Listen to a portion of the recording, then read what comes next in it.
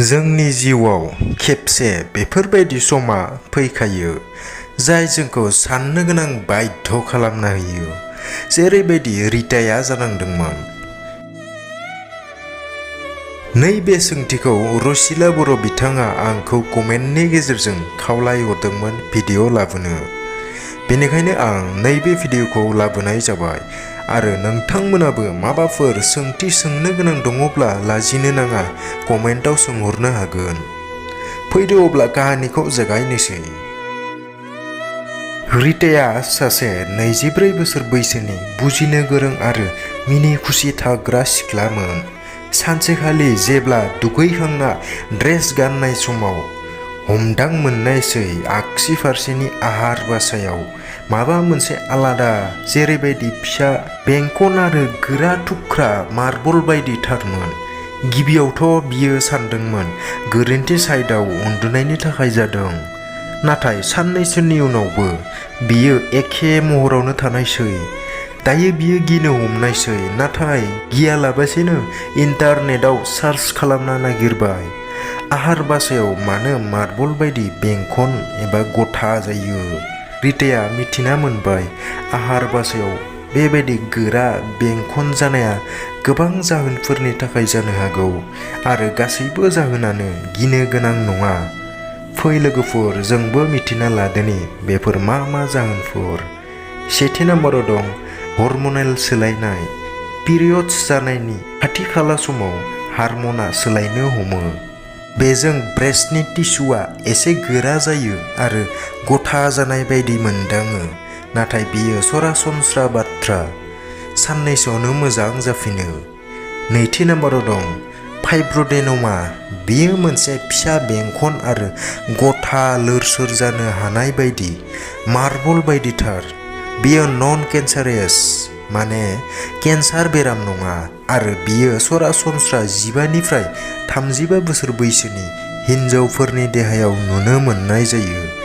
थामथि नाम्बाराव दं ब्रेस्ट सिस्ट। माब्लाबा माब्लाबा आहार बासायाव लाव लाव दै बायदि बुस्थुआ जमा जाना थायो आरो बेखौ इंराजियाव फ्लुइड बुङो आरो बियो गथा टाइट बेदर बारिनाय बायदि जायो। बेबो एसेबां गिनो गोनां बाथ्रा नङा, बेखौ डक्टरजों मोजां देखायजाब्लानो मोजां जाफिनो। ब्रैथि नाम्बाराव दं ब्रेस्ट केन्सार। जुदि मोदोम बारिनाय एबा गथा खानाया टाइट थारब्ला आरो लोरसोर जायाब्ला आरो लासै लासै देरलाङोब्ला आरो लोगोसे आहारनि लामाजों दै बायदि गबाय थायोब्ला एबा बिगुरनि महरा सोलायलांनो हमोब्ला बे एसे गेदेर बाथ्रा। बेबायदियाव थाबैनो डक्टरखौ लोगो हमनाया मोजां। रिताया सानबायदि आरो एसेबां नेला आं।